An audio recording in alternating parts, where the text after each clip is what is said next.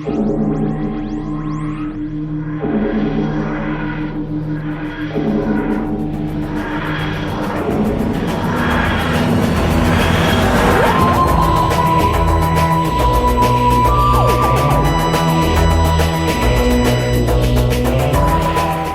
Who fans, and welcome to the Big Blue Box podcast. My name's Gary.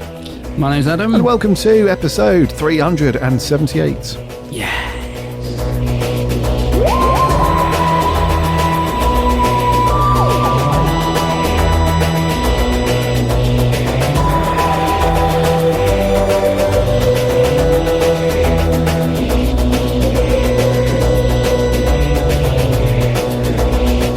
Welcome to another episode, Who fans. Hope you're keeping well and safe. We hope you've had a cracking week and that you've all managed to do something Doctor Who related. Too slow again, mate? Yeah, losing it all. You're losing it, mate. Aren't we all? Hey, welcome to another week, everyone. And we've got some a wee bit of news. It's not news as in like, oh, wow, like this new thing's happening in Doctor Who. But it's a very worthwhile, very good cause bit of news which we got onto. And then we're on to our review, obviously, of the first Doctor story, The Web Planet. Mm-hmm. Got some really interesting thoughts on this one, bud. I bet you have. I'm looking forward to hearing your thoughts on this, actually, having rewatched it this week. Yeah, see what you made of it. Indeedy, yes. It's been a quiet week for the Big Blue Box team. We haven't really done anything Doctor Who related. So, as usual, we're fake fans for another week. You lot, you two, you're so fake. Like, you go on the show, you say you're Doctor Who fans, but then you say you've done nothing. Nothing. You've done nothing to do with Doctor Who. What's wrong with you? There are some people out there listening to 10 big finishes a week and reading Doctor Who magazine from page to page, and I don't know what else is there, watching all their Blu-ray sets and extra features. Exactly, yeah. All the people with too much time on their hands, clearly. Yeah. In all seriousness, though, we do dive into a wee bit of Doctor Who on a weekly, but usually we do something, don't we? You've got something coming up this week, haven't you, bud? You're off to something at the weekend, which you'll be able to report on next week. Yeah, so I'm off to the BFI this weekend, which I'm very excited about. Always love those events, and they're screening The Sea Devils this time, which is obviously because the Blu-ray set coming out, and it's one of my favourite stories. So just to be able to see that on the big screen is going to be a treat, and obviously they normally show us a few little nuggets of some of the special features that are going to be on that set. So yeah, I'm very excited for that. I don't know whether our roving reporter Maria, the last time I spoke to her, she hadn't managed to get a ticket. I've been keeping an eye out, but there hasn't been any. But whether she's managed to get one, I don't know. I'll check in with her later, because I really hope she's there to do a written report on it, because I'll be too drunk to do one. So it's no good relying on me, as we know. But I hope she managed to get one in the end, but I don't know if she did. Yeah, it's gutting, isn't it? It's always, for a listener, if you're not sure on what Adam means by the BFI, we speak about it all the time. We try and get to most of the events, but the BFI is the British Film Institute down at South Bank in London, and they have a very cool cinema there, and it's not your typical cinema where they play new releases and all that stuff. They typically hold special screenings for more kind of indie films and sort of TV and film restoration projects, etc. And for the past few years, the BBC have held events there. Normally they'll screen something that's coming from that's in an upcoming box set from these Blu-ray collections that have been out for the last few years, and we try and get to them. So the Sea Devils, though, dude, why that one? In terms of, because that's not going to be on an upcoming set, is it? That's already, or is it? No, it's on so season 9. Oh, 9, of course, yeah. Season 9's coming out. I don't know when, actually. It must be this month. Now we're into March. Oh, okay. Not sure when the release date is for that. Yeah, so it's this to promote season 9. Oh, I see. Yes, of course. Yep. So the Sea Devils, when we reviewed that way back in episode 96, I gave it an 8. You gave it an 8.5. It's a good one. I love it. Yeah, it's always been a story I've enjoyed, so I'm looking forward to that. It's a cracking story, isn't it, dude? And do you know what? Delgado is freaking sweet. Oh, you know. Right? Yeah. Sword fights. You know, the Doctor with his Sonic on the beach. There's loads of great stuff in this one. You got boat chase, obviously. You know, you got the Doctor on the, what they call those hover boat things. He'll be Hovercrafts, yeah. Yeah, hovercraft. I mean, it's going to be cracking to watch that on the big screen. And the thing is, it is talking about not getting tickets. It is so hard to get tickets to these events now. They are so popular, the BFI events. I know we've said it before, but because I mean, they put them on sale to members first. Then 2 days later, the general public can have a go. But normally they've already sold out before they even go on to general sale. But what I didn't realise, because when I was a member, I threw my toys out of the pram once because I specifically became a member because I was fed up of missing out on getting tickets. And then there was one Tom Baker event that I was there the second they went on sale and still couldn't get one. And I was going mad. I was like, what's the point of being a member? How can they be sold out before they've even gone on general sale? And I didn't realise they've got like this exclusive, I don't know what it's called, like this extra member club that get to buy them even earlier than the members. I don't know what it's called. I don't know, some other group of people that can pay an extra membership that get first dibs. So I'm like, that's why they were always sold out before it even went into members. So it's very difficult to get one, even if you're a member. Thankfully, a friend of mine, because I'm not a member anymore, managed to grab me one. And he said it was a nightmare. He said he put it in his basket 3 times and then it said it was sold out and he thought he wasn't going to get it. And then he kept refreshing and he finally managed to, you know, go to the payment bit. But it's stress, mate. It's stress, and it's such a lovely cinema, but I don't know how many people it holds because it's big, but it's not big, isn't it? It's like it's a nice size, but it's not, the capacity is not huge. How many people would you say that thing holds for a screening? 150 people, maybe. Yeah. Something like that.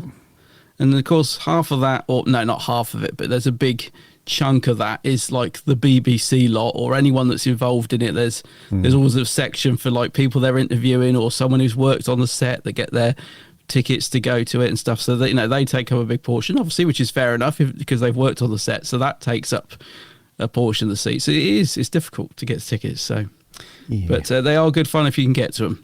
Indeedy. Yeah, that's the main thing. If you can get one, if you can get a ticket, then, I mean, it normally requires just jumping on as soon as the tickets become available. So just keep an eye on the website for this for upcoming events.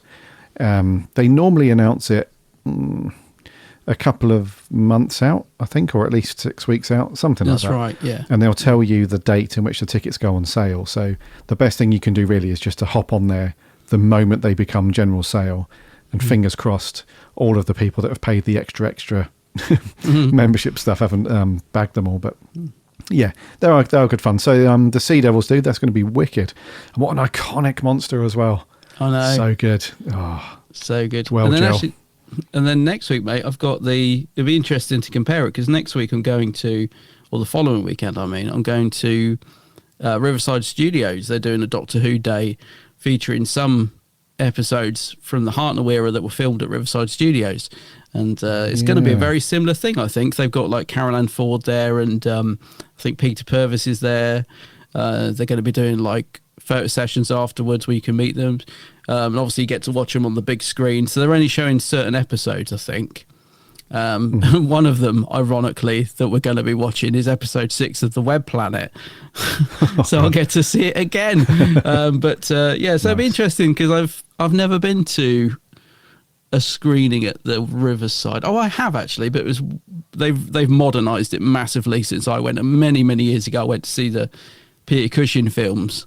Oh, okay. I did a back-to-back double bill at the Riverside Studios, but it looks like a totally different place now. They've totally revamped it, so I would imagine it'd be a totally different screen. But I remember getting cross with my partner because he managed to stay awake for the first film, and then the second one I could see him nodding off, and I was like, I kept nudging him. I was like, "This is the good one. Why didn't you fall asleep during the first one?" And I was getting really cross with him. I was like, "Watch this bit," and I could just see his head going. Yeah, it's too much for him back to back. Bloody hell. I know. But yes, that'd be cool. So got two weekends of Who. 2 weekends of Who. There we go. Yeah. Not fake fans after all. No, Still I think doing Maria stuff. might be going to the Riverside. She I is, think, yeah. Yes. So I'll see her at that one if I don't see her at BFI. Yes, yeah. That's our writer, Maria. I'm sure you listeners know, but just for those that don't, our roving reporter and writer. Yes, I was going to mention actually. Yeah, those of you that don't know, Maria is one of our writing team members, one of the superstars, and she normally gives a good review and a rundown of Doctor Who events and whatnot. And just quickly, I need to mention because she told me off actually a couple of weeks ago for not mentioning them. Slap you down, did she? Yeah, she gave me a clip around the ear. She's doing a massive rewatch at the moment, and she's going through. She's still in the Hartnell years at the moment, and she's doing a really in-depth write-up on our Discord server. So join it. I was going to come on to this anyway, but just hop into our Discord server. There's a link on the website, which is Big Blue Box Podcast.co.uk, and under the in the Classic Who channel, she's giving a really good write-up and review. I think the last one she was production code H, which was the Reign of Terror. And all that stuff. So yeah, go and give Maria some love over in Discord. Definitely. In the Discord, and do all that. So she's very cool, Maria. She blasts our ears off in the old round table, bless her. Yeah, with her equipment and stuff. But no, she's very cool. Anyways, next weekend. So this weekend BFI, next weekend Riverside. Yeah. It's going to be awesome, dude. Yeah. Okay, before we get on to the news, just mention very quickly, this is not really news, it's just an update, but it's just nice to know that things are ticking over as they should do over on the production side of things on the new Doctor Who stuff. So filming for Block 3 has begun on Series 14. That started yesterday, in fact, on the 1st of March. Oh, right. Cool. Which is very cool. So Russell's been on the old Instagram, on the official Doctor Who, BBC Doctor Who channel, and has said... that he's working with director Julie Ann Robinson on Block 3, which is going to be... so Block 2 ended the other day, and that was the filming of the festive special. Right. Which was Shooty's, or going to be Shooty's first full episode as the Doctor. And Block 4... that's coming up. That's going to be directed by Ben Chessel. That was announced in the last Doctor Who magazine. And then Block 3, I think, is going to be... Block 3 is going to be 2 episodes. And the first of those episodes, there's no title yet. It's just referred to as opening episode. So that suggests that Block 3 filming for these 2 is going to be a 2-parter. So... sounds rather good. And it was cool because yesterday, obviously, for anyone that's Welsh or knows anybody who is Welsh, it was St David's Day yesterday, so Russell T Davis was up on the socials putting some nice Welsh, spreading the Welsh love, because that's where Doctor Who is still made and filmed and produced and everything. So yeah, Block 3 rocking and rolling, dude. So all sounds good on that front. It does. I love that little video they did, that little of them handing the flower to each crew member to introduce them. The daffodils. Daffodil. Yes. Oh yeah, daffodil flower. Yeah, it's a nice idea. That I like that. Yes, it's very cool. Yes, that's Block 3, all rocking and rolling. But we have got some news to speak about. So let's land or take off in the TARDIS and report on the new com that's coming up.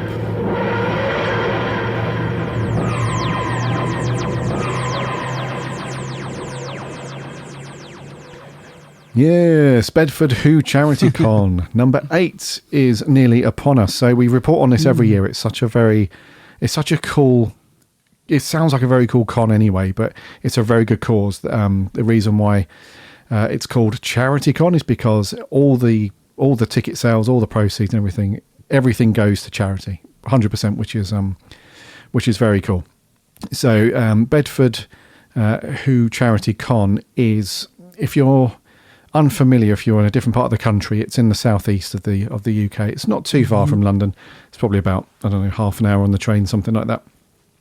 And the dates for this year's one is Saturday the 18th of March. It's at the King's House in Bedford, and as I mentioned, all profits from the day are donated. And on this occasion this year, they're going to 2 local charities. The first one is Bedford Food Bank, who provide emergency food to 2,000 people a month, which is absolutely disgusting. In honesty, but it's an incredible amount, isn't it? But unfortunately is necessary at the moment. So Bedford Food Bank, and then the second one is a charity called Faces, and they work with local families and who have particular needs. So 2 very cool local charities. Last year for Bedford Con 7, they raised just over £10,000. Wow, that's good. Worth of donations to the charities there, which is very, very cool. And they have some very cool guests there as well. So this year the guest list is Fraser Hines and Wendy Padbury, and who's going to be joined by Niamh McIntosh or Macintosh. I don't know how she prefers that pronounced. No, I don't know. I'm not sure. Anyway, she's going to be there, and apparently that's a bit of a rare occasion, which is very cool. We've also got David Goodison, who was, how would you say that, is like Davros version 2.0. I guess he was a second Davros. He's going to be there. We also have Jenny Linden. Now, this is a bit of a tenuous link because Jenny played Barbara in the Peter Cushing film Doctor Who and the Daleks that you just mentioned. Right, yes. She hasn't done a convention in a while, as far as I'm aware. No, she hasn't. No. So she's done a few things over the years, but obviously as Who fans, you'll know her as Barbara in the Cushing film. Sadie Miller, who is Elizabeth Sladen's daughter, she plays Sarah Jane in the Big Finish audio. She'll be there. Christopher Naylor, also from Big Finish, he plays Harry Sullivan. He'll be there. Mentioned Wendy Padbury, she'll be there. A guy called Peter Roy. Peter Roy is just a name that's just popped up all over Classic Who. He's been in Who through the Troughton years, Pertwee, Tom Baker, Davison, and he's just popped up in loads of things. And another guy that's popped up in quite a few things, Christopher Ryan. So he's been in a couple of Classic Who stories. Trial of a Time Lord, he played General Stahl. And then he's also been in newer Doctor Who as well. So he was one of the Centaurans. He was Commander Stark in the Pandorica Opens, and also General Stahl in the Centauran Stratagem and the Poison Sky. The Matt Smith story, which I haven't seen in bloody yonks, you know. No, nor have I, actually. Yeah. So it sounds like a very cool thing. And not to... I've just noticed this guy's name on the list. A guy called Andrew Burford. Now, you probably wouldn't know that name just if I said it and just left it there. But Andrew is generally one of the stunt guys or one of the guys in one of the monster and alien costumes and so on. His biggest credit, I guess, he was Cyber Bill in the Dr. Falls, the Peter Capaldi story. Oh, yeah. But he's often in a costume doing all the stunts and everything. So he's worked on loads of Capaldi stuff, and then recently a load of the Jodie Whittaker things. But he's also done Star Wars, Wonder Woman, Transformers. You know, he's a proper Hollywood stunt dude. So he'll be there as well. It's open from 10 till 5:30 in Bedford. We'll put a link in the show notes so you can go and bag your tickets. And as a little sweetener, I guess, you can get 10% off your ticket price if you email Simon Daines at the Bedford Charity Con. So the email address to catch Simon on is info@bedfordwhocharitycon.co.uk. And just in the subject or in the email, just say that you've read about or heard about the con via the Doctor Who News website. And then he'll reply back with a code and you can get 10% off your ticket. So if you're interested in going, if you've not been before, or if this sounds rather good and the guests sound very cool, then get your 10% discount and go to that and get your Who on. But apparently Colin Baker really likes it. The standout fan and guest event of the year, says Colin Baker. And Louise Jameson says, of all the conventions I've attended over the years, Bedford is way up there with the best. And by all accounts, if you head over to the website, which is just bedfordwhocharitycon.co.uk, you'll be able to see just loads of very cool photos and videos of the past events and all that stuff. It does look like a really cool con, dude. It does. It's a nice little lineup, isn't it? That, I mean, Fraser and Wendy together are always great fun, you know. And it's a good little guest list on that. I should imagine that'd be a great day. It does look very cool, yeah. And they've normally got loads of props and costumes littered about and opportunities to meet everybody as you would expect at these things and all that jazz. So, yeah, if you do attend, let us know. Hit us up on the socials and let us know what you thought of it. And I'm sure it's good. But most importantly, it's for a very good cause. So yes, that above anything else, get involved for that reason. Indeed. Okie dokie. Before we crack on with our review, if you're joining us for the first time, if you're a new listener to the Big Blue Box, then welcome aboard. It's great to have you here. If you're a long-time listener, one of the grizzled ancients, then welcome aboard. But whoever you are, please make sure that you are following or subscribing to this podcast wherever you get your podcasts. That way you won't miss an episode when they land every single Friday. You can also listen over on the website for free, which is bigblueboxpodcast.co.uk. And you can read the awesome reviews and articles from our writing team, like Maria, who we mentioned, but also Jordan, Mark, Matt and Harry. And there are links to the socials on our website as well. We chat Doctor Who throughout the week, so come and get involved over there. And as I mentioned, we have a very cool free Discord server. So links on the website, hop in there and chat Doctor Who with other Who fans. And lastly, don't forget to remember go and check out my co-host channel on YouTube. He runs his own thing over there. It's Adam's show. It's called The Geek Sandbag. That's it. Yeah, I do my own thing called The Geek Sandbag YouTube channel. Mostly Doctor Who stuff, so go and check out my YouTube channel. Also on all the socials, of course, Instagram, Facebook, Twitter. All the things. Oh, on TikTok, don't forget. A little bit of TikTok here and anymore. there. Don't like it. Oh, we don't like it anymore. My friend said to me the other day, why don't you delete it then? I'm like, 'cause it's so blimmin' popular that I'm just still using it. But it's why? Oh, don't get me started on TikTok. Oh, I love that attitude as well. We'll just delete it then. Love it. Get rid of it. It's like everyone uses it. I feel like got to be part of it, but I don't get the buzz of TikTok. Oh, it takes me an hour just to do a little 3-second video. I'm like sat there trying to put the music on, and then it changes the music when I haven't pressed it, and then I try and put a caption on, and it puts it all over the whole video instead of the end, and it drives me mad. No wonder I haven't got any hair. Pulled it all out thanks to TikTok. If anyone wants to get in contact with some TikTok tutorials and courses, then Adam would love to hear from you. I mean, not only the fact that it's stealing all the information from a phone, apparently. Maybe I should just delete it. Maybe. So go and find Adam on TikTok. Yeah. All 3 videos, go and enjoy them. But mainly his YouTube channel, The Geek Sandbag, is a treasure trove of awesome geekery. So grab a drink and get comfy and watch through all that stuff. Alrighty, review time, bud. What we got? Yeah, so we're drifting back to the First Doctor era, and we're going to the Web Planet. All responses negative.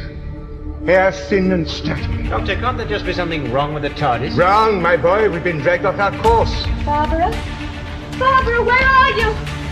Barbara! Kill her. You chose ill when you chose to land on Vortis. I keep telling you we didn't choose. Our ship was forced here. I've seen a colony of ants eat their way right through a house. That size, they could eat their way through a mountain. What lies at the center? None of us have ever seen it and lived. The Zami have a rendezvous. Disperse the spearhead. They will be massacred.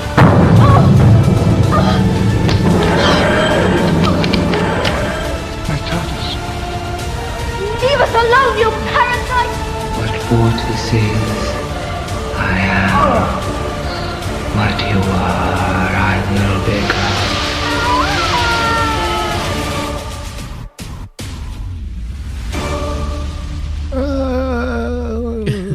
God, what an exciting trailer. This story sounds really exciting. Yeah. Can't wait to get your thoughts on this one.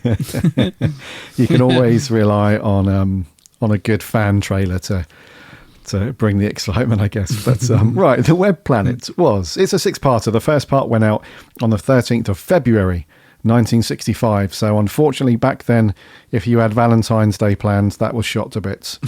And then that went through each week, and then the last part was broadcast on the 20th of March 1965. It was written by Bill Strutton, directed by Richard Martin, overseen by Dennis Spooner.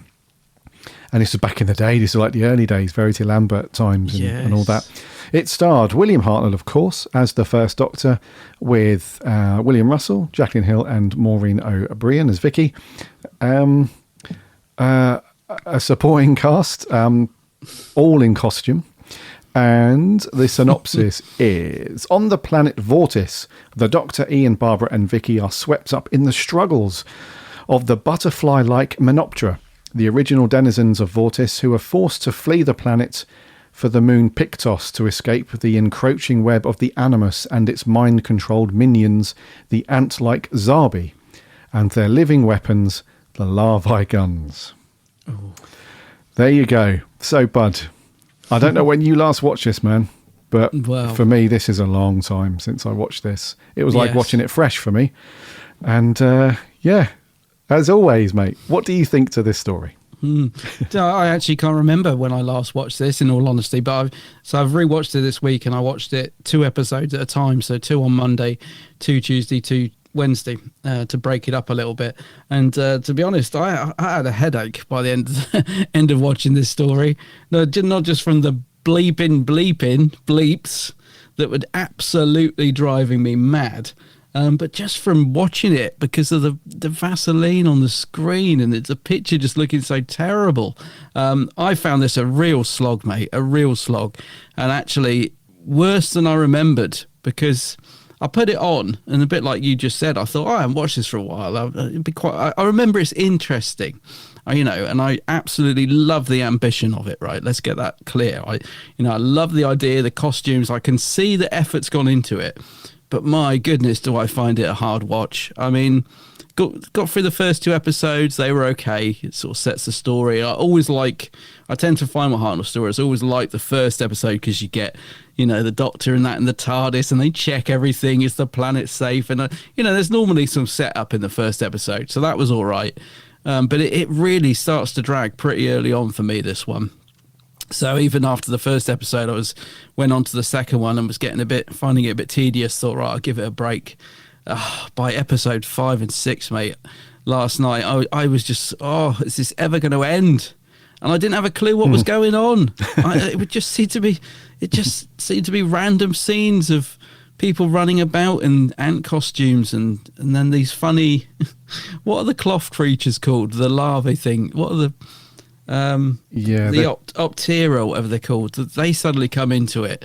No, I struggled with this one. I really, really struggled, mate. And I hoped it would be the story that, because I hadn't watched it in a while, that when I watched it, although I knew it was going to be slow, because I remember it, being hard work, I hoped it would be charming and it would still be fairly enjoyable to watch. But in all honesty, apart from really the first episode, and the fact that I do appreciate, the ambition of the story and what they're trying to do, there's very little I could enjoy in this story. I really found it a slog.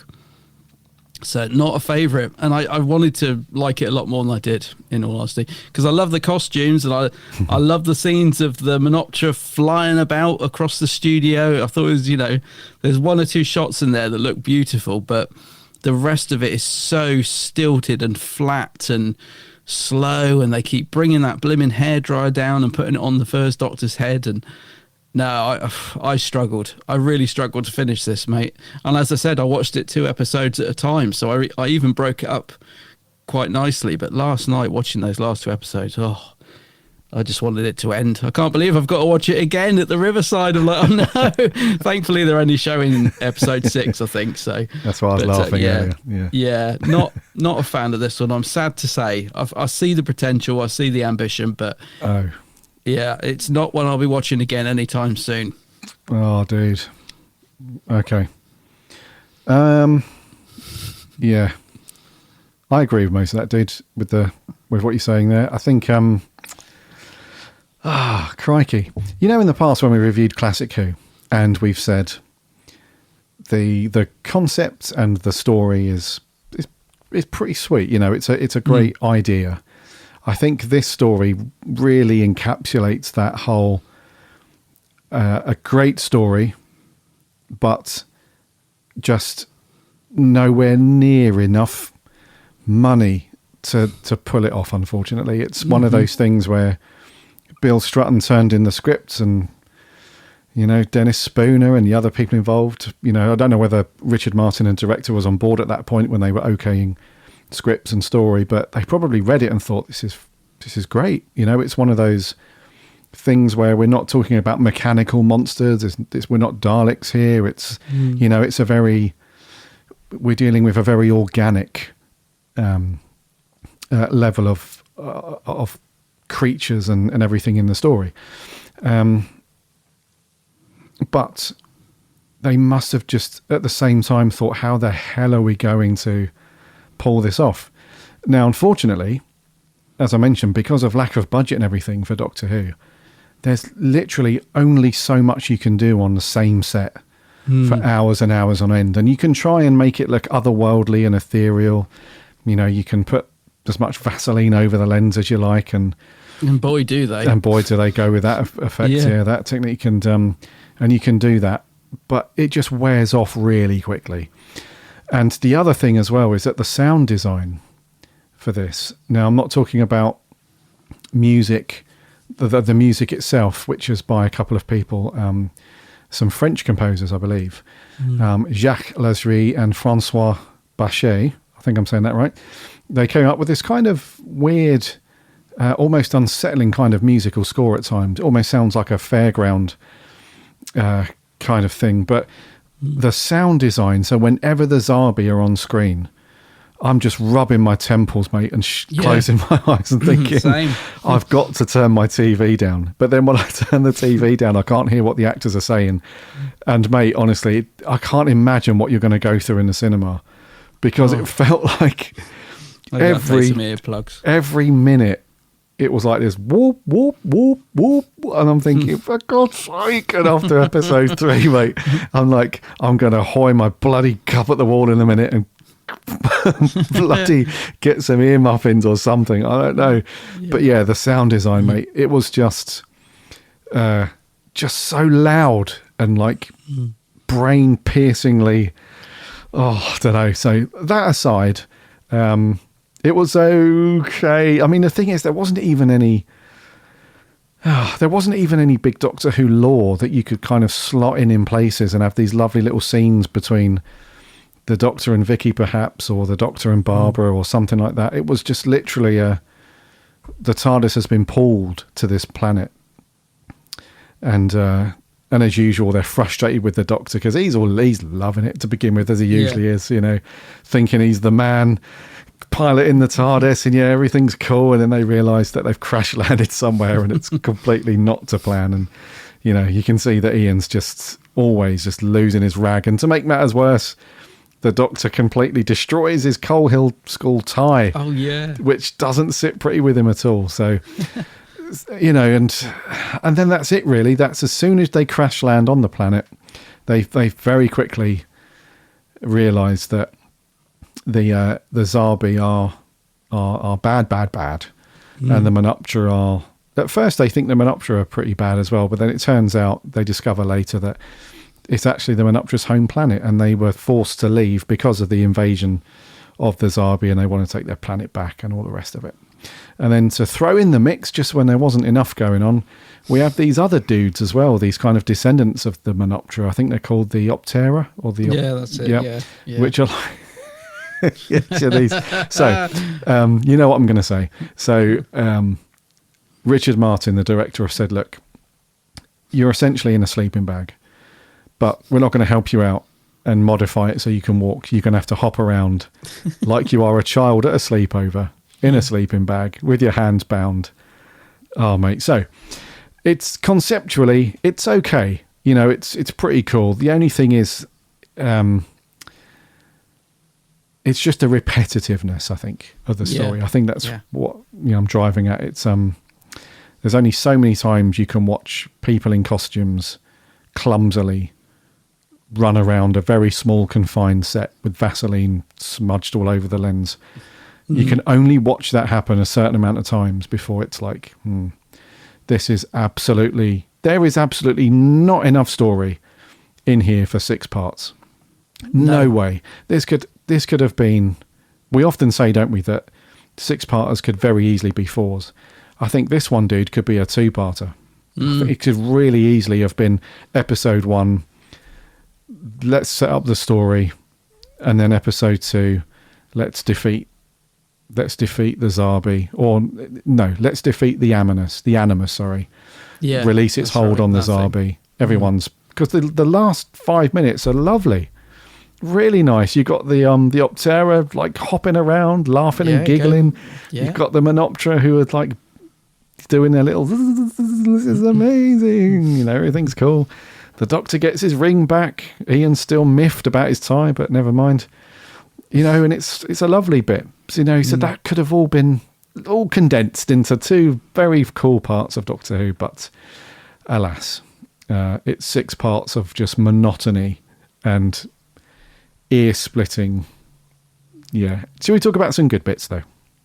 I've got very little good bits, but go on, tell me, mate. what have you got? Go on. The good bits were the initial set design on some of the things. Very, very cool there. So whoever the production designers were, it doesn't say on Wiki who's a production assistant. So Norman Stewart, production assistant, production design. Yeah, it's difficult to try and dig names out because it's so old. I think that's Norman Stewart. Yeah,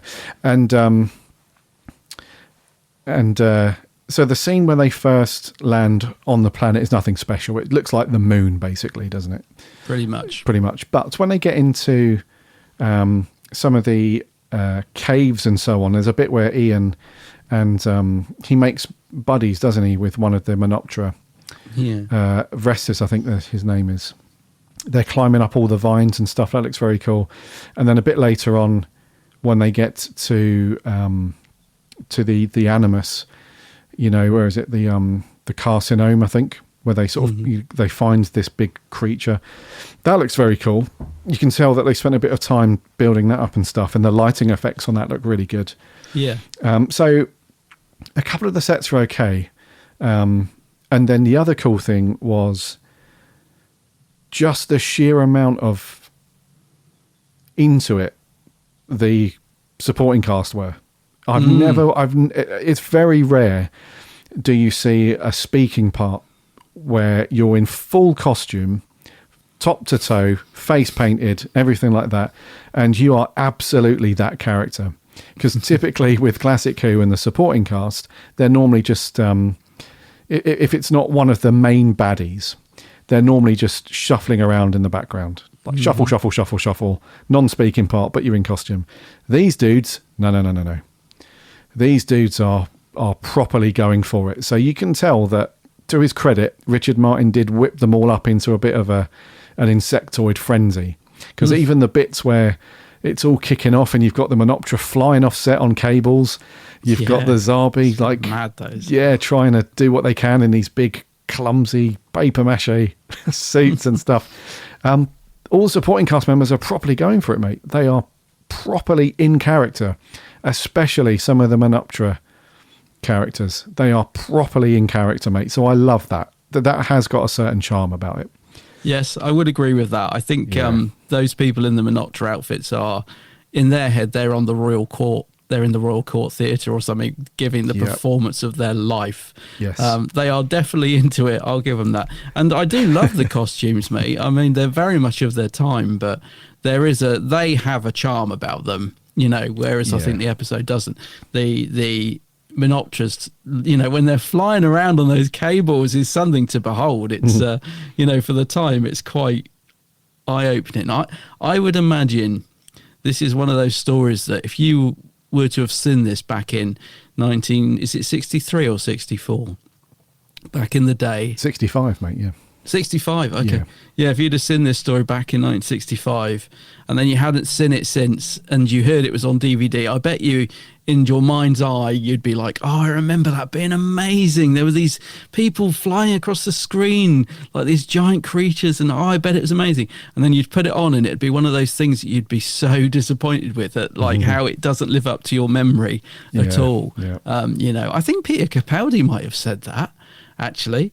I think at a convention he said, you know, he used to love this story and then he'd seen it recently and was like, couldn't believe how it was nothing, how we remembered it at all, you know. Yeah. But yeah, there is a chance to cost you, and you're right, the actors are definitely giving a performance that, gosh, without it would have made this even harder to get through, I think, because they're interesting to watch in that sense. That, you know, they're doing something, they're bringing something to it, let's put it that way. Yeah, and if nothing else, they are consistent and reasonably well constructed costumes as well. I do like the look of them. Yeah, I have to be honest. Across the board, really. Like the Zarbi look pretty cool. I mean, there's nothing really otherworldly about them. They're just based on Earth ants, right? They're just giant ants. Yeah. But the Menoptera, they're very cool. You know, they're like moth kind of creatures and stuff, but you know, they're very cool. And they both look great in photographs, you know. If ever you see production stills of this episode, again, if it was missing, if this was a missing story and you would just, and we only had photographs to look at, I think this would be one we'd be absolutely like biting at the teeth to have returned. We'd be like, oh, if only we could see these on screen, because they do look great in pictures, you know, in black and white pictures, these outfits. Yeah, no, they do look very cool. And so the costumes themselves are really cool. But if we think about a story that we reviewed recently, Planet of the Daleks, the quality of the Dalek props were atrocious. Yes. You know, so to their credit on this story, at least all the costumes consistently look very good. And so that's a cool thing. What, even the larvae guns? Or the larvae guns, oh God. Whatever they are. Those things. When they're wheeling around on the floor, it's just like, but they were great fun. They're obviously on like a tray on wheels or something. They're shuffling across the floor, aren't they? I thought it was a person on all fours. I think sometimes it is, but you know, sometimes they shoot across the screen. Oh, yeah. And they must be on wheels. It's on a tea I tray. think most of the time, a tea tray. Yeah, tea trolley probably. But I think you're right. Most of the time it's just someone on all fours, which must have been quite uncomfortable. But actually the Zarbi as well, those actors, their backs must have been killing them. Yeah. Like being bent over in that position for so long. I can't imagine what they were going through to film this. You can see the little circle where they're looking, you know, the little eye hole in the chest, so the actors are looking out as well. And I don't think they could see much, because one of them bumps into the camera at one point, doesn't it? Very obviously as well. It nearly knocks it flying. Yeah. The other thing as well with the direction, in terms of people knocking about in costumes, is that at one point I thought, I've been here before. I've been in this situation before. And I'll tell you what it was. Years ago, when my son was younger, at one of his school plays, there was a bit in the play where everybody just has a ruck. It's like it kicks off. And you can tell that whichever teacher was directing the play had quite obviously just said, look, just run around on the stage, pretend to hit each other a little bit. You fall over, you over there, you fall over. And then I'll just watch for my cue, and then we'll bring it back to some normality. And you can tell that's what's happened in a couple of scenes. There's a bit where, when it all kicks off properly first, between the Menoptera and the Zarbi, and it's just chaos, mate, for 2 or 3 minutes.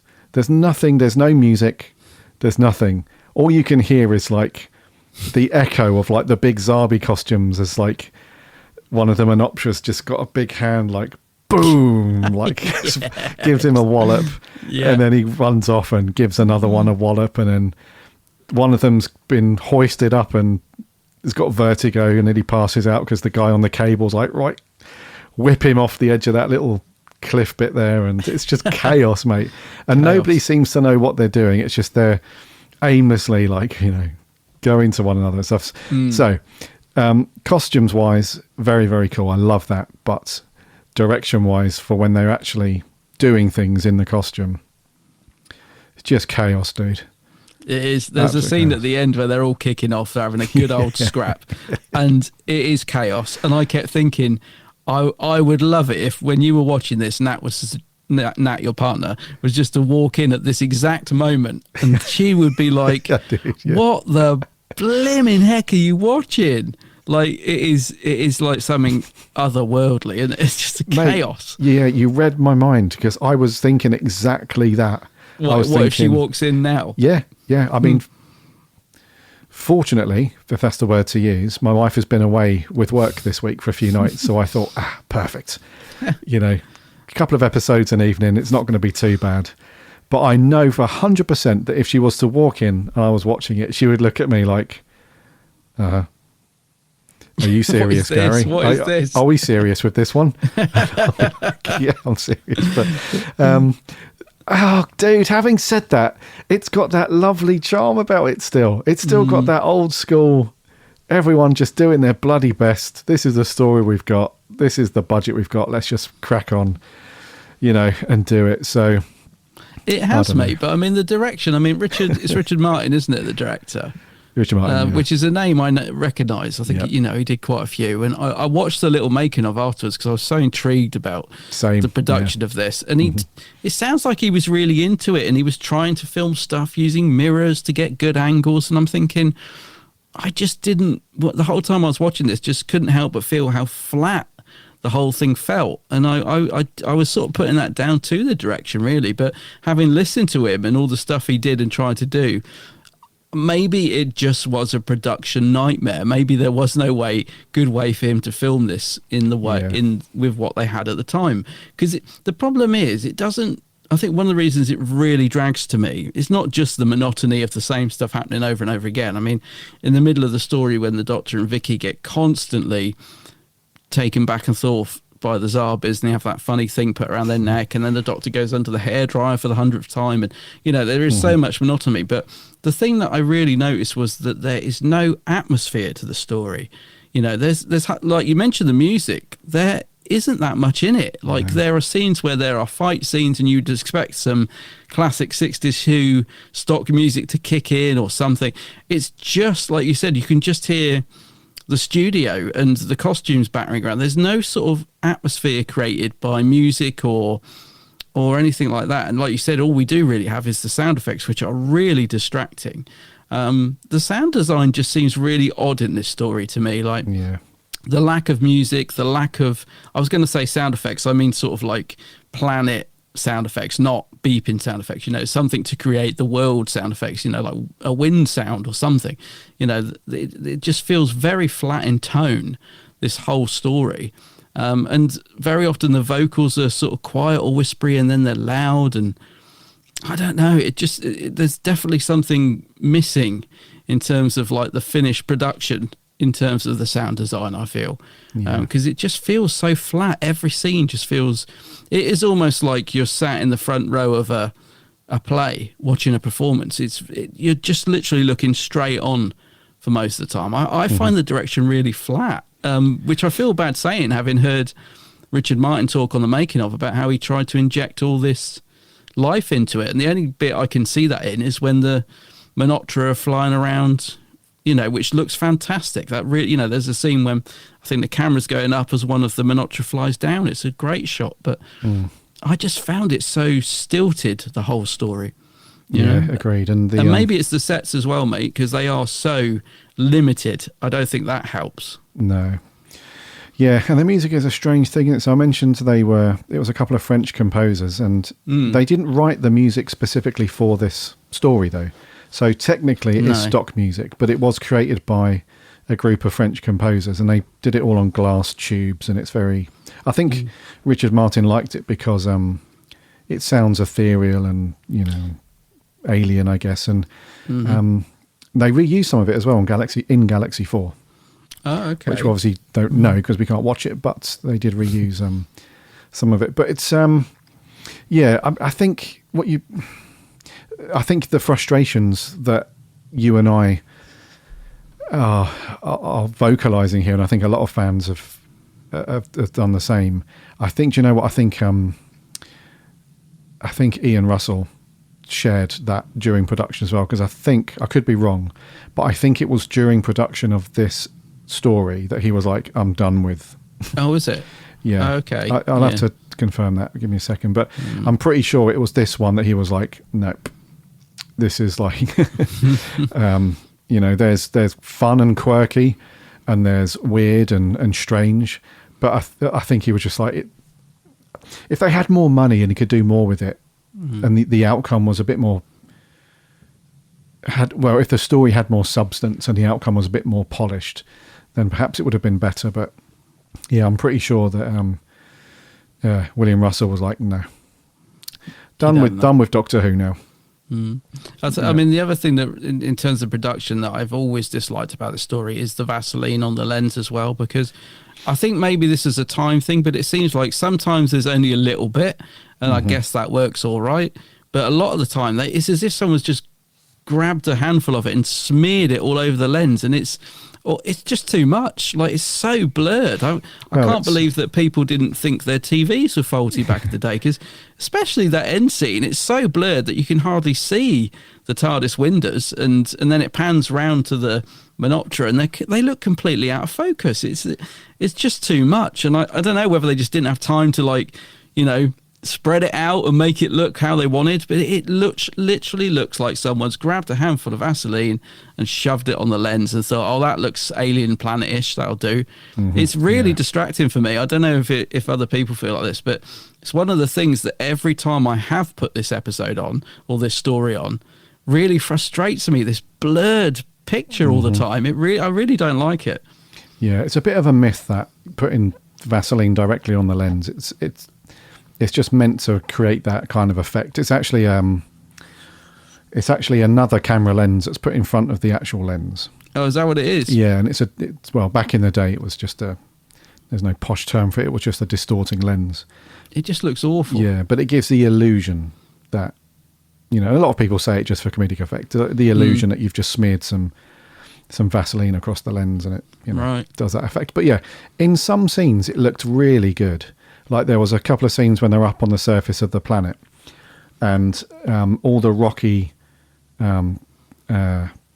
set pieces on the background and the stars and stuff, and some of the bits there. It's got this lovely, it creates this really nice kind of light blurs and light streaks and stuff like that. And sometimes it did look really good, but it was just used every 5 bloody minutes. Yeah. So by the time you got to the end, and I think they were a little bit hit and miss with it as well, because it blurs out the actors' faces in a few shots, and it does. Yeah. It didn't really.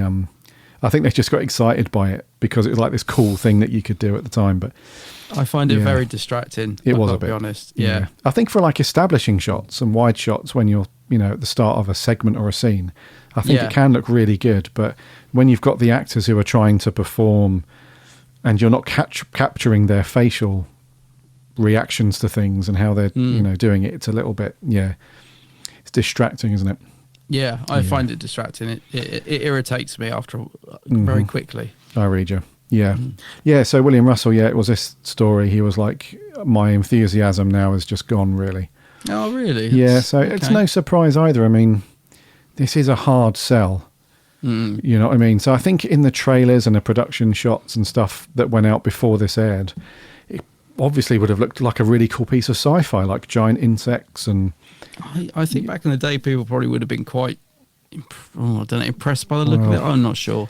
I mean, that we're talking about like real classic sci-fi stuff here. This is like really old school Buck Rogers, you know, the just typical black and white, you know, trying to capture people's imaginations. And those early shots of the Zarbi, you know, like the giant insects and stuff, would have been very cool. You can imagine back in the day, in the 60s, you would have been like, Christ, this looks really good. But those things, I mean, I think they only comment on the Zarbi like once. I'm pretty sure that Ian's having a chat with the Doctor, and he's like, have you seen those things before, Doctor? They're like, you know, I've seen ants eat through a house before, and you know, these things can eat through a mountain and that sort of thing. And it kind of builds up that almost horror style way of thinking about those Zarbi, or how they thought about the Zarbi in the story, and you think, wow, this is going to be cool. But then, you know, all roads lead back to no money and having to have actors just shuffle around in giant costumes. But I think that's the thing, isn't it? Although the costumes look nice, impressive even for the time, there isn't any threat from them. You know, like you said, the fight sequences are just so unbelievable. Even when Ian's having that ruckus with that lone ant, you know, it just looks like he's hugging him. You know, the costumes are so restrictive, I suppose, that, you know, when the Doctor and Vicky are captured for so long, for example, there is no threat or danger there at all. Really. I think that's what I mean about it lacking atmosphere. There's no peril at all throughout the whole throughout the whole 6 episodes. I don't feel any threat from anything, which doesn't create any sort of excitement or danger, because you could literally just knock those. Even the larvae gun, you could just pick it up and throw it against the wall like that, like Who is it who does that? One of the Notra does it, doesn't it? Throws it against Just the lobs wall. it, yeah. Lobs it against the wall, yeah. Mm-hmm. Yeah. Or crushes it by laying on it, falling on it. It's just, yeah. Before we get on some characters, there was a couple of cool bits in the TARDIS as well. The TARDIS scenes are quite cool. There's a bit where, obviously the opening scene was quite cool, but there's a bit where the Doctor's got some snazzy equipment that he drags out of the TARDIS, isn't there? There's a bit where they can't open the doors because they lose power and stuff. Yeah, astral map. Yeah, and before that, there's a bit, isn't there, where he's got like this sort of motion detected thing, like it's a little ornament thing, and he waves his hand in front of it, and the doors open. Oh, and he's all proud of himself. He's like, "What do you think about that, then?" Yeah. But the astral map and stuff, that's very cool. I do like the astral map. Yeah. So some really old school sci-fi design, like little bits and bobs that are just laying around the TARDIS that you don't normally see that often. So that was kind of cool. I always like it when we get scenes in the TARDIS in this era, to be honest. They always seem to just throw stuff in like that, don't they? And we see rooms like where Barbara and Vicky are just having a little lay down and a rest and a chat. It feels like a home, the TARDIS, in the early series. So I always quite like episodes like that, like the early setup and all that sort of thing, where we get to see bits of the TARDIS and what the Doctor's got hidden in there, the food machine and all that sort of stuff. It's just slightly more interesting, I think, when the TARDIS is explored. Just a little bit, not too much. Yeah, and some nice snazzy 60s comfy chairs as well. Vicky has a little nap. Yeah, some nice stuff. Yeah, the TARDIS has got some cool stuff. It has. When they decide to show it, it's got some very cool bits and pieces. Okay, so story wise, really, really simple. Yes. Zarbi have turned up. They want the planet. The Animus has turned up with the Zarbi to take over the planet. They're being controlled. The Menoptera are like, okay, we're going to have to flee, but they're sort of there to sort of stage a bit of a comeback, I guess. And now the Doctor turning up with the TARDIS team, they can, get to that a lot more quicker now. So there's a bit of a trust issue at the beginning, but then the Doctor gets to it, gains their trust, and gets the planet back. They destroy the Animus, or supposedly destroy it. Barbara does that with the isotope, which is just a cricket ball, essentially, that she holds up in front of it, and job done. There you go. So story-wise, character-wise, pretty simple. Now, I can't remember all of the specific names for the specific characters the scenes with the Menoptera. So we've got people like Hrostar, Hronda, Propilius, Helio, Hetra. So we know Vrestin. So Vrestin is the Menoptera that teams up with Ian, and they go off on a bit of a mission and stuff like that. So they were kind of cool. And then the only other Menoptera character that it kind of stand out was the young one. She's only got little wings. Oh, and she's quite young, so she was very cute. And I don't remember the names of the Optera, those guys, the bug creatures that turn up halfway in, but some of those are fairly cool. And they had the Menoptera had a kind of heartwarming performance in a few places. You could tell that they were gutted, that they had to leave their planet, and they were delighted at the end where water starts flowing on the planet again. They can rejuvenate, regrow everything, and so that was kind of cool. So any thoughts on the performances of those guys? They were kind of cool and cute at the same time. Yeah, I was going to say I didn't warm to much in this episode, but I did warm to the Menoptera, and then that is definitely down to the performances of the cast. I think they managed to bring character to these creatures, if you like you said, through a lot of makeup and prosthetics and goodness knows what. They managed to bring a character through all of that. So yes, I did like them in that sense. Yes, yeah. On to the human characters then. What do you think to Maureen O'Brien as Vicky in this one? She has a couple of bits to do, but nothing too crazy. She is all right. I thought, I didn't feel like she was particularly.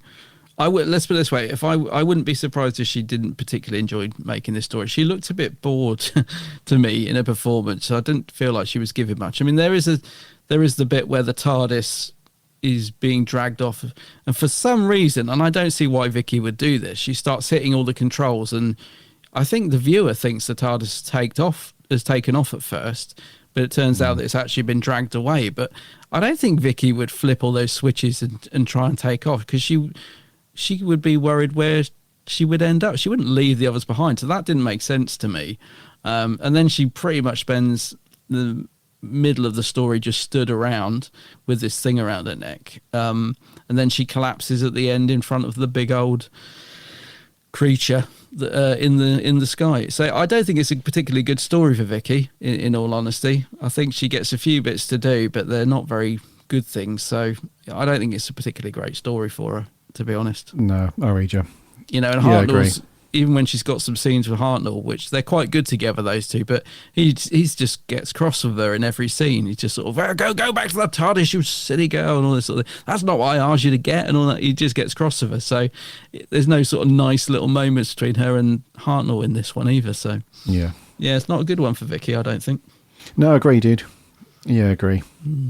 What do you think to Ian and Barbara then? So they get split up for the majority of the story. Yeah. Barbara gets captured. There's a bit of escape and evade, I guess, going on. And then she never loses her rag though, Barbara, in this one. She's always fairly I don't know, I wouldn't say she's lackluster or anything like that, but her attitude is more understanding of what's going on rather than, whereas Ian, typical Ian, he goes off to do to get fisticuffs in and a bit of adventure and stuff like that. So Ian was very cool in this one. It was a great scene where you knew that William Russell was setting this tone right from the beginning. So he quizzes the Doctor at the beginning about, because they go off, don't they, to explore at the beginning. And the Doctor realises the TARDIS is gone. He goes back to Ian. He's like, bad news. Ship's gone. And as soon as he says that, you could just see both of them, Ian and William Russell combined, roll their eyes as if to say, for God's sake, here we go again. This is just useless. You can tell that the way he looks at the Doctor and rolls his eyes is like, you're useless. You are just absolutely useless.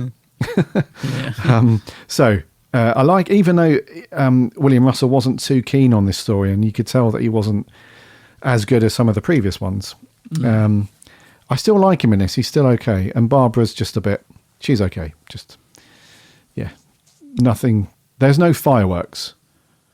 No big standout moments, I don't think. No, I'd agree. I mean, I love Barbara, love the character, and I love it when she occasionally loses her rag, but she doesn't in this. And very much in the same thing that I just said about Vicky's character, I think Barbara gets couple of little moments, but they're not great moments. The bit where her arm is dragging her out the TARDIS and the door's shut, but for some reason in the next shot they're open again, and again it just seems like a very messy production in so many ways. I know it will be down to time constraints, but Barbara for me just gets lost in the story a bit. I can't really think of any great moments from her, sadly. Probably the nicest one is her having that little chat with Vicky right at the start. But it's such a short scene. Ian, I agree, gets a bit more to do, and William Russell's always great. He always gets stuck in. And I do particularly like the early scenes with him and the Doctor putting on these unusual costumes. It's always nice, I think, when we get to see characters putting on a spacesuit or something different. I don't know, it just adds a bit of variety to the show. And I do like those early scenes with Ian and the Doctor when his tie gets burnt and he's getting cross with the Doctor and his pen flips off and the Doctor's like, what are you talking about, boy? And all this sort of stuff. So there is some fun moments with Ian, and there are some fun moments with Ian and the Doctor as well. He does, as usual, get to go off and do his own thing and get stuck into the action. So, it's not a bad one for Ian. It's not one of his best. I mean, even I think we're being a bit generous by saying, gets to do lots, but he does get to do more than the others. You can tell that the scene at the end when he's climbing through the vines trying to get to the main creature, whatever he's doing. If you look at the production notes, it said that this story was massively underrunning. So the director was saying to William Russell, make sure you take your time. Really pad this scene out the best you can, because we need to. We've it's coming in at like 16 minutes. We really need to pad this last episode, and you can so tell because it takes him forever to get up that blimmin' vine shaft, whatever he's doing. But again, William Russell always very watchable, and lovely scenes with him and Hartnell as well. Yeah, definitely. Beginning and end, like you mentioned, the ending is fun as well when he's still going on about his tie and yeah, and you nailed it, dude. He's. We're not saying that he has loads to do in this, but he does have a bit more to do than the others. Definitely, yeah. And then what about Mr. Hartnell then? So, I don't think he was written very well in this one. Nor do I, actually. Do you agree? Because, yes, I do, yeah. Yeah, because other than a couple of times where he's trying to school when he's trying to school Vicky or Ian on what's going on, he typically just sort of fumbles around. Like there's a couple of scenes where the blow dryer comes down and he's conversing with the Animus and stuff. The blow dryer, yeah, and he's playing it a bit cool, isn't he? He's got his poker face on. Yes. He's like, well, I haven't read my charts yet, and I haven't done this. And if you knew our whereabouts, why are you asking me? He's kind of cool, and he's not buckling under the pressure or anything like that. And that's pretty good. But for the most part, I don't know. He's not even fumbling lines that much in this one. He's not too bad, but there's a couple. But he's not. No, you just reminded me. Actually, yeah, there is a great scene. No, you're right. He doesn't fumble many lines, but there is a great scene, which you've just reminded me by saying that, at the start, isn't there, where you can tell that he's forgotten what to say. It's when he's at the TARDIS console with Ian. Do you know the bit I mean? And William Russell's really trying to help him and prompt him, and there's like this awkward silence. I mean, they would have definitely cut and re-gone. Because Hartnell's like, yes, we could... and Ian's going, yes, what is it? Is it to do with the doors? Yes, the doors. And he's really trying to help him. You think, Hartnell's lost it. He's completely forgotten what he's meant to say. But they managed to just get through that scene. But I think thanks to William Russell, and that's what I love about, this TARDIS team and the actors that were playing those parts back in the day, mate, is you can see William Russell trying so hard to get Hartnell through that scene. They're helping each other out, and I love that. But apart from that bit where he completely forgets what he's saying, there isn't many fluffs in this, to be fair. So, yeah. No, I agree, man. He's not many fluffs, but yeah, there's a couple of scenes where he's okay, but for the most part, he's just... He does that for about a minute straight in one episode, and there's nothing really happening. I don't know. I feel like the script was a bit thin for the Doctor in this one. I absolutely agree, because I love Hartnell, and I think in the early scenes, the first episode, he's got a bit of energy to him, even though he's completely forgotten his lines in that bit, but he's got a bit of energy to him when him and Ian are exploring the planet, and I like all that stuff. But once we get past that, he's very flat, isn't he? And it is down to the writing. I mean, I just think that Bill looks a bit lost in this story, to be honest. I think once we get into the heart of the story, he doesn't really know what's going on, and it feels as if he's just been, right, stand there, Bill, and this thing's going to come down your head, and just say this, and it's not the best story for William Hartnell, I don't think. One thing I would like to say as well is Hartnell often criticised for being, sexist or whatever, and obviously not just the character of the First Doctor, which is, I don't think, sexist very often at all, but he's sort of, thanks to Twice Upon a Time, got that reputation because of the way Stephen Moffat wrote him. But just to say that it does say in the production of this that William Hartnell, not the Doctor, but William Hartnell, the actor, was reading his lines and actually said, cut out a bit that he felt was misogynist. He said there's a bit where he's faffing around trying to find something in the TARDIS, and he was supposed to say, oh, what's Barbara done with it? She's always moving things around, women, or something like that. And Hartnell said, I'm not saying that. He cut it. So, I think there's something to be said for that. I'm not trying to paint Hartnell in some sort of golden angel light, but it just goes to show that, he wasn't all these things that sometimes people brand him as. Because, he said, I'm not saying that. That's like what the Doctor, I'm not saying that about Barbara. So, but it's not a great story for Hartnell. No, I read you. Yeah. I think he does well with what he's given, but he's not bad in it by any means, but it's just not a standout First Doctor story. Yeah. No, I agree, dude. I agree. Is there anything else you want to mention before we put a score on this, bud? Don't think so, really. No. No, you're good. Right. Okay, I think it's me to go first. It is. Yeah, I'm going to give this a 4 out of 10 for me. I think, just to summarise, it's a fairly cool story, and there could have been much more depth to it and more substance had they sort of gone down the path of much larger colonies of these creatures and a few more sets here and there and, you know, some other bits going on. But it's just a repetitive nature. I mean, there's some good stuff going on, like the top-down bird's eye view with the mirrors, some experimental stuff. It's kind of cool. But, yeah, it's the sound design is just atrocious. And it gives me a headache. And, yeah, actors not having much to do. And unfortunately, our main man, the Dr. William Hartnell, just, being written to be a bit of a bumbler and a bit of a, just a bit flat dude. So I can't get into this one too much, I'm afraid, dude. So it's a 4 from me. Yeah, I absolutely echo that. I've also written 4. I think I'm being slightly generous even giving it 4, to be honest, because I think it's a production nightmare. But it does have a heart to it. And it is ambitious, and I feel like they've tried really hard. It just hasn't come together, sadly. But yeah, I appreciate it. I appreciate it for what it is, but I can't go any higher than a 4. Gotcha. I read you. Okay, so 4s all around from us then. What did our listeners think? So over on the Twitter, Titan Sci-Fi, Tom says, Zarbi, I love the imagination and designs, even the Vaseline smeared lens. Story's not the greatest though, 7 out of 10. 7. Oh, right. Will Sanger says it has a solid first episode and then it goes downhill pretty radically and quickly. It's defined by its over-the-top alien performances and ludicrous fight sequences of just fumbling about, which is nothing but laughable. But there are no relatable characters, which just hinders the story. Chippy T, when you see drawings and recreations of this, the Zarbi and Menoptera look great. And that is the only good thing about these episodes. Life is just too short to ever watch this again. As a 2-parter, this would have been manageable, but 5 or 6, mind-numbingly slow. 3 for Hartnell.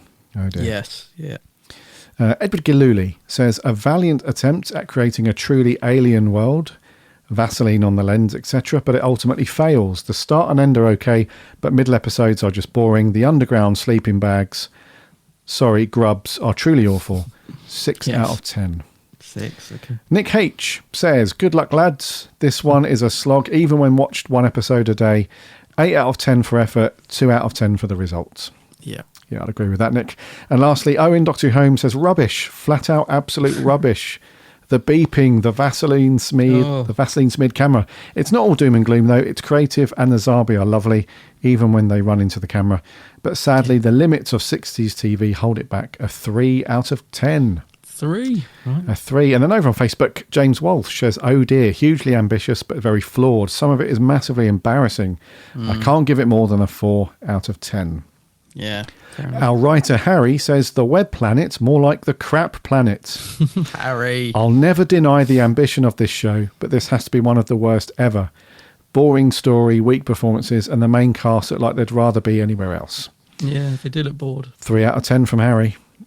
3. Andrew Stewart says, I respect what they try to do with the programme, but trying to make it more creative and imaginative for the viewers, so it wouldn't be a show just about Daleks. I think in the 60s, I would have been utterly captivated by it, but now I watch it and I'm just bored, which is such a shame.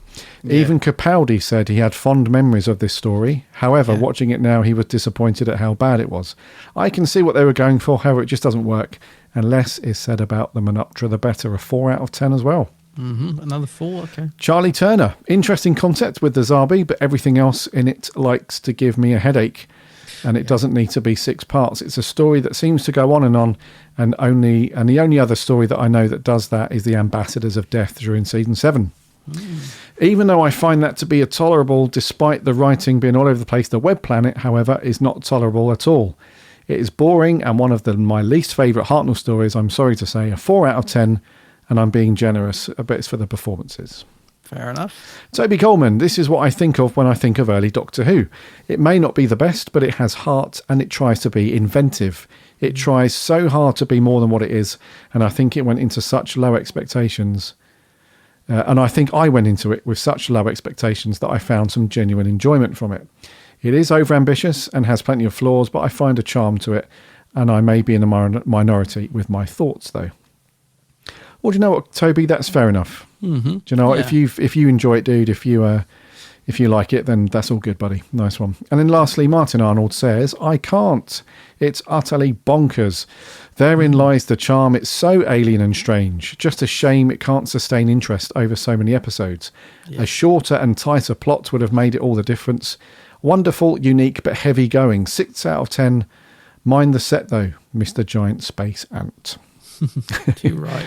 Mind your personal space, Yeah. Zarby. Okay, dude. So, in a nutshell, not good. No. Not good, the Web Planet, which is weird because they love to revisit the Web Planet, dude. So it's been in 2 books, it's been in comics. There was a full-on story about it, the Davison story, Return to the Web Planet. Yes. There was another audio book which featured the...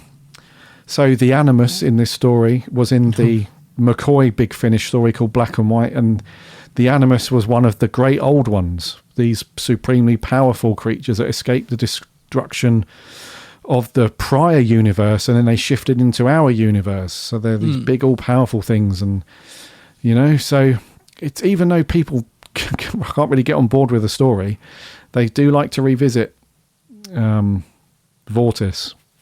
The thing is, I suppose the visuals will stay with you, won't they? The visuals, I suppose, are so interesting that I'm not surprised that they've made their way into loads of other things like the annual and all that sort of thing. And somebody posted a picture of an awesome Menoptera badge that was from the 60s. Apparently, it's really hard to get and rare. It's like a black badge, and the Menoptera's wings are all in gold. And I thought, God, I love that.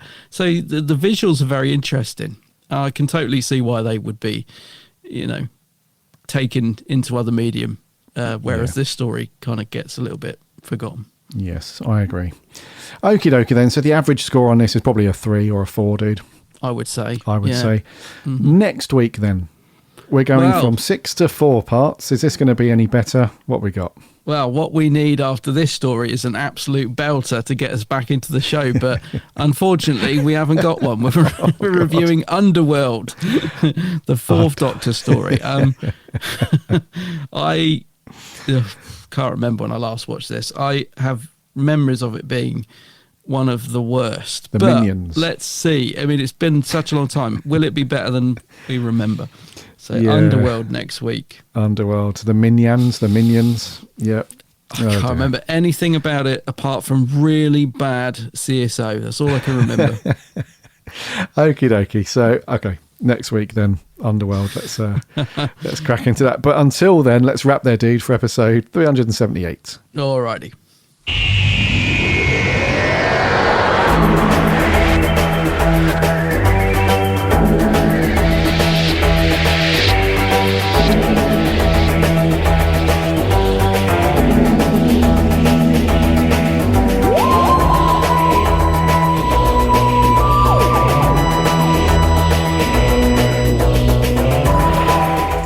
Thank you very much for listening to episode 378 and our review of the Web Planet. So, not one of our favourites, I think, is the way to go with that one. But thank you so much to all of you that's contributed with your mini reviews and your scores, etc. And we'll be asking the same thing next week as we review the 4th Doctor story, Underworld. So get your DVDs out or your BritBox fired up, get that watched, because we're asking for your thoughts as always. In the meantime, make sure you're subscribing to this podcast wherever you get your podcasts so you won't miss an episode when it lands every single Friday. We also do a monthly roundtable, and you'll be grabbing that as well. That's where we grab the writing team, get them round the table as the name suggests, and we just talk about any subject to do with Doctor Who. Last month for February we chatted about Shooty and Doctor's outfits and what we want to see from the upcoming stuff, so that's all good. So make sure you're not missing out on all the good stuff. You can also listen to everything for free over on the website, which is bigblueboxpodcast.co.uk, and you can read all the reviews and articles from the writing team. We're on the socials too, Instagram, Twitter and Facebook. Links are on the website. Come and get involved over there. And we have a very cool free Discord server. The link is on the website. And again, don't forget to remember to check out Adam's channel over on YouTube. It is, of course, The Geek's Handbag. The Geeks Handbag, yes, also on all the socials, Twitter, Facebook, Instagram, TikTok, everything you could possibly imagine, I'm there. Maybe TikTok for now. For another week at least. Yeah, it's a rolling week-by-week thing. We'll see how it goes. But go and stalk Adam on his YouTube, on the socials, and chat Doctor Who. Indeed. Until next time, my name's Gary. My name's Adam. And remember, Aaaaaaaallons-y.